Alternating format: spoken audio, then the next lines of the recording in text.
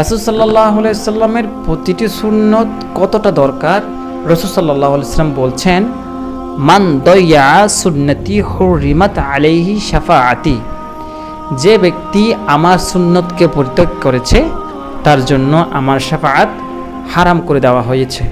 অর্থাৎ রাসূল সাল্লাল্লাহু আলাইহি সাল্লামের সুন্নতকে যদি আপনি বর্জন করেন তাহলে কিয়ামতের দিন রাসূল সাল্লাল্লাহু আলাইহি সাল্লাম আপনার জন্য শাফাআত করবে না।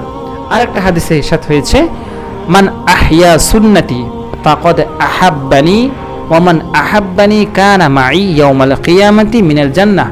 অর্থাৎ যে ব্যক্তি আমার সুন্নতের উপর আমল করে এবং সেটিকে জিন্দা রাখলো, সে মূলত আমাকে ভালোবাসলো, আর আমাকে যে ভালোবাসে সে পরকালে জান্নাতে আমার সঙ্গে বসবাস করবে। সেজন্য ভাইয়েরা, আমরা যেন রাসূল সাল্লাল্লাহু আলাইহি সাল্লামের সকল সুন্নতকে আঁকড়ে ধরে রাখতে পারি। আল্লাহ তাআলা আমাদের সেই তৌফিক দান করুক।